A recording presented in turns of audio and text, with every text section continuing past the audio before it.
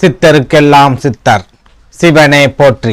நம்மளோட பதிவுகளில் தொடர்ச்சியா 12 ராசிகளுக்குமான பங்குனி மாத ராசி பலன்களை பார்த்துட்டு வரோம். அதோட தொடர்ச்சியா நம்மளோட இந்த பதிவுல ராசி கட்டத்துல 3வது ராசியா இருக்கக்கூடிய காற்று ராசியான மிதுன ராசிக்கு இந்த பங்குனி மாதத்தோட கிரக நிலைகளும் கிரக பெயர்ச்சிகளும் என்ன மாதிரியான பலன்களை கொடுக்க போகுது அப்படிங்கறத பத்தி கொஞ்சம் சுருக்கமா பார்க்க போறோம். அதனால மிதுனராசி அன்பர்கள் இந்த வீடியோவை கொஞ்சம் கூட ஸ்கிப் பண்ணாம கடைசி வரைக்கும் முழுமையா பாருங்க. அதுக்கு முன்னாடி நம்ம சேனலை நீங்க இப்பதான் முறையா பாக்குறீங்க அப்படின்னா தயவு செஞ்சு சப்ஸ்கிரைப் பண்ணிக்கோங்க.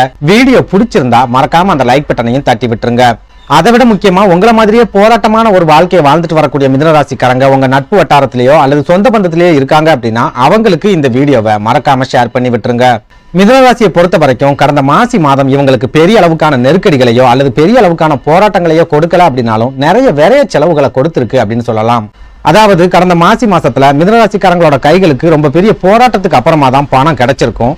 ஆனா அப்படி கிடைச்ச பணம் 2 நிமிஷத்துல அவங்க கண்ணு முன்னாடியே செலவாகியும் போயிருக்கும். அதாவது கடந்த மாதத்தை பொறுத்த வரைக்கும் மிதுனராசிக்காரங்க சொந்த தொழில் செஞ்சுக்கிட்டு இருந்தாலும் சரி, வியாபாரம் பார்த்துக்கிட்டு இருந்தாலும் சரி, அல்லது உத்தியோகத்திலே இருந்தாலும் சரி, அவ்வளவு சுலபத்துல இவங்களால பணத்தை சம்பாதிச்சிருக்க முடியாது. ரொம்பவே கஷ்டப்பட்டு ரொம்பவே நெருக்கடிகளுக்கு மத்தியில தான் இவங்களால பணத்தை சம்பாதிச்சிருக்க முடியும்.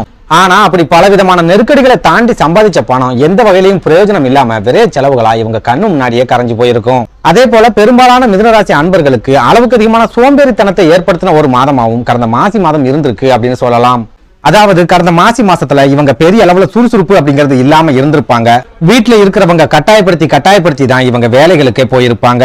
சுருக்கமா சொல்லணும் அப்படின்னா மிதுனராசிக்காரங்களுக்கு மந்த நிலைமையை ஏற்படுத்தின ஒரு மாதமாவே கடந்த மாதம் கடந்து போயிருக்கு அப்படின்னு சொல்லலாம். அதாவது ஒரு பக்கம் விரைய செலவுகள், இன்னொரு பக்கம் வேலைக்கு போறதுக்கே மனசு இல்லாம இருக்கிறது, அப்படியே வேலைக்கு போனாலும் முழு விருப்பத்தோட வேலை செய்யாம கடமைக்கு வேலையை செஞ்சுட்டு வர்றது, இந்த மாதிரியான ஒரு சில பிரச்சனைகள் கடந்த மாசத்துல பெரும்பாலான மிதுனராசிக்காரங்களுக்கு இருந்திருக்கும். போதாக்குறைக்கு மிதுனராசிக்காரங்களோட குடும்ப உறுப்பினர்களோட உடல் ஆரோக்கியத்திலையும் ஒரு சில பாதிப்புகளை ஏற்படுத்தின ஒரு மாதமாவே கடந்த மாதம் இருந்திருக்கு.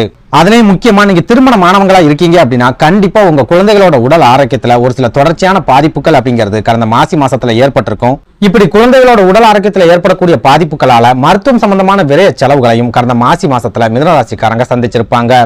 ஆக மொத்தத்துல கடந்து போன மாதம் மிதுனராசி அன்பர்களுக்கு எந்த விதமான யோகத்தையும் ஏற்படுத்தி கொடுக்கல. பணத்தை சேமிக்கிறதுக்கு கூட வாய்ப்பில்லாத ஒரு மாதமாவே கடந்த மாதம் கடந்து போயிருக்கு. பொதுவாவே மிதுனராசிக்காரங்களோட வாழ்க்கையை எடுத்துக்கிட்டோம் அப்படின்னா இவங்க வாழ்க்கையில எப்பவுமே பிரச்சனைகள் அப்படிங்கிறது அதிக அளவுல இருந்துகிட்டே இருக்கும். ஒரு பிரச்சனை போனா இன்னொரு பிரச்சனை வரும். குடும்ப வாழ்க்கையிலையும் இவங்களுக்கு பெரிய அளவுல நிம்மதி இருக்காது, சந்தோஷங்கள் அப்படிங்கிறது இருக்காது. பூர்வீக சொத்துக்கள் மூலமாவும் இவங்களுக்கு பெரிய அளவுல லாபங்கள் அப்படிங்கிறது கிடைக்காது. போதாக்குறைக்கு ஒரு சில மிதுனராசிக்காரங்களுக்கு உடல் ஆரோக்கிய பாதிப்புகள் ஏற்பட்டு ஒரு விரக்தியான வாழ்க்கையை வாழ்ந்துட்டு வருவாங்க. சுருக்கமா சொல்லணும் அப்படின்னா மிதுனராசிக்காரங்க ஒரு போராட்டமான வாழ்க்கையை தான் இப்ப வரைக்கும் வாழ்ந்துட்டு வராங்க. கடந்து போன மாசத்திலையும் மிதுனராசிக்காரங்களுக்கு பெரிய அளவுல மன நிம்மதி அப்படிங்கிறது கிடைக்கல அப்படின்னு சொல்லலாம். இப்படி ஒரு நெருக்கடியான சூழல்ல நெருக்கடியான வாழ்க்கையை வாழ்ந்துட்டு வரக்கூடிய மிதுனராசிக்காரங்களுக்கு இந்த பங்குனி மாதத்தோட கிரக நிலைகள் ஏதாவது மாற்றங்களை கொடுக்குமா, முன்னேற்றங்களை ஏற்படுத்துமா அப்படிங்கறத பத்தி பார்க்கலாம். அந்த வகையில இந்த பங்குனி மாதத்தோட கிரக நிலைகளை ஆராய்ஞ்சு பார்க்கும்போது மிதுனராசிக்காரங்களுக்கு பெரிய அளவுல ஏமாற்றங்களை கொடுக்காம ஓரளவுக்கு யோகங்களை கொடுக்கக்கூடிய ஒரு மாதமாவே இந்த பங்குனி மாதம் இருக்க போகுது. அதாவது இந்த பங்குனி மாதம் முழுக்கவே சூரிய பகவான் உங்க ராசிக்கு 10வது வீடான தொழில் ஸ்தானம் அப்படின்னு சொல்லப்படுற மீன ராசியில ராகு பகவானோட இணைஞ்சு சஞ்சாரம் பண்றார். சூரிய பகவான் தொழில் ஸ்தானத்துல இருக்காரு அப்படின்னாலே உங்களோட தொழில் சூடு பிடிக்க போகுது அப்படின்னு அர்த்தம். அதாவது இதனால் வரைக்கும் உங்களோட தொழில பெரிய அளவுக்கான முன்னேற்றங்கள் இல்லாம ஒரு மாதிரியான மந்த நிலைமையை தொடர்ச்சியா சந்திச்சு வரீங்க அப்படின்னா இந்த பங்குனி மாசத்துல சூரிய பகவான் அருளால உங்க தொழில ஒரு சிறப்பான முன்னேற்றத்தை எதிர்பார்க்கலாம். கண்டிப்பா ஒரு மாற்றம் அப்படிங்கிறது உங்க தொழில கண் கூட தெரியும். அதே போல இதனால் வரைக்கும் நீங்க தொழில எதிரிகளை சந்திச்சுட்டு வந்தாலும் சரி, எதிர்ப்புகளை சந்திச்சுட்டு வந்தாலும் சரி, இந்த பங்குனி மாதத்தோட கிரக நிலைகள் அந்த மாதிரியான எதிர்ப்புகளை முழுமையா விளக்கும். இதனால சொந்த தொழில் செஞ்சுட்டு வரக்கூடிய மிதுனராசி அன்பர்கள் உங்களோட தொழில ஒரு நிலையான முன்னேற்றத்தை எதிர்பார்க்கலாம். பெரிய அளவுக்கான பண நெருக்கடியோ அல்லது தொழில் வீழ்ச்சியோ இந்த பங்குனி மாசத்துல உங்களுக்கு இருக்காது. அதே நேரம் ராகு பகவானும் தொழில் ஸ்தானத்துல இருக்காரு அப்படிங்கும் போது ஒரு சில விஷயங்கள்ல நீங்க ரொம்பவே எச்சரிக்கையாவும் கவனமாவும் இருந்தாகணும். குறிப்பிட்டு சொல்லணும் அப்படின்னா நீங்க சொந்த தொழில் செய்யறீங்க அல்லது வியாபாரம் செய்யறீங்க அப்படின்னா உங்க வாடிக்கையாளர்கள் கிட்ட பேசும்போது ரொம்பவே எச்சரிக்கையாவும் கவனமாவும் பேசுங்க. அவசரப்பட்டு உங்க வாடிக்கையாளர்கள் கிட்ட கடினமான வார்த்தைகளை உபயோகப்படுத்துறீங்க அப்படின்னா நீங்க வாடிக்கையாளர்களையும் இழப்பீங்க, வருமானத்தையும் இழந்துடுவீங்க அப்படிங்கறத மனசுல வச்சுக்கோங்க. இதுல நம்ம ரொம்ப முக்கியமா பார்க்க வேண்டியது ராகு பகவான் தொழில் ஸ்தானத்துல இருக்கிற வரைக்கும் தொழில திடீர் முன்னேற்றங்களோ அல்லது திடீர் எழுச்சியோ உங்களுக்கு கிடைக்காது.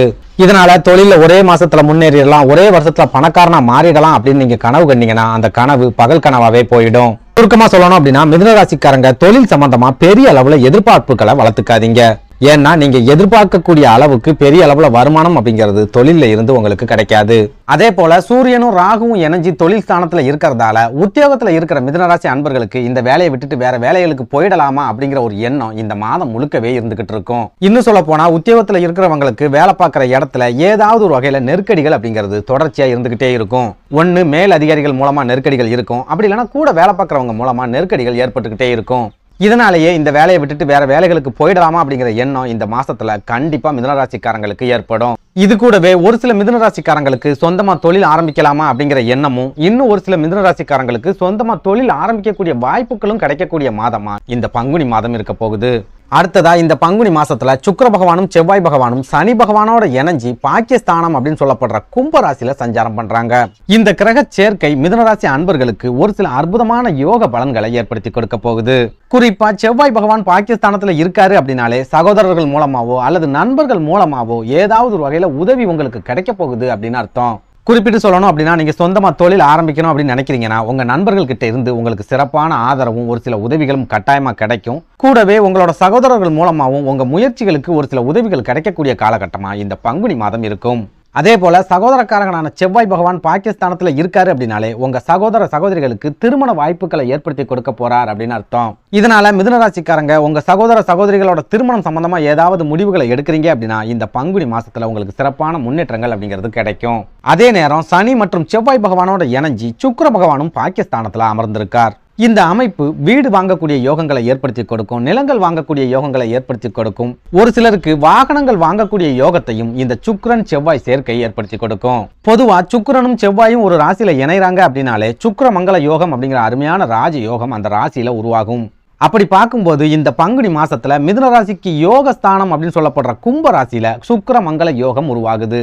இந்த சுக்கிர மங்கள யோகம் உங்களோட குடும்ப வாழ்க்கையில மகிழ்ச்சியையும் சந்தோஷத்தையும் ஏற்படுத்தி கொடுக்கும். கணவன் மனைவிக்கிடையே ஏதாவது பிரச்சனைகளோ அல்லது மனக்கசப்புகளோ இருக்குது அப்படின்னா இந்த பங்குனி மாசத்துல அந்த பிரச்சனைகள் எல்லாம் முழுமையா விலகும். அதே போல செவ்வாய் பகவான் பாகிஸ்தானத்துல இருக்கிறதால நண்பர்கள் மூலமாகவும் சகோதரர்கள் மூலமாகவும் உதவிகள் கிடைக்கும் அப்படின்னு சொல்லியிருந்தேன். செவ்வாய் பகவான் கூடவே சுக்கிர பகவானும் பாகிஸ்தானத்துல இருக்கிறதால உங்க வாழ்க்கை துணை மூலமா ஒரு சில உதவிகளும் ஆதரவும் கிடைக்க போகுது. போதா குறைக்கு வாழ்க்கை துணையோட சொந்த பந்தங்கள் மூலமாகவும் ஒரு சில உதவிகள் அப்படிங்கிறது இந்த பங்குனி மாசத்துல கிடைக்க போகுது. சுருக்கமா சொல்லணும் அப்படின்னா மிதுன ராசிக்காரங்க இந்த பங்குனி மாசத்துல எடுக்கக்கூடிய எல்லா விதமான முயற்சிகள்லையுமே ஏதாவது ஒரு இடத்துல இருந்து உங்களுக்கு ஆதரவு அப்படிங்கிறது கண்டிப்பா கிடைக்கும். தொழிலா இருந்தாலும் சரி, வியாபாரமா இருந்தாலும் சரி, அல்லது உத்தியோகமாவே இருந்தாலும் சரி, உங்களுக்கு தேவையான நேரத்துல தேவையான உதவிகள் கட்டாயமா கிடைக்கும்.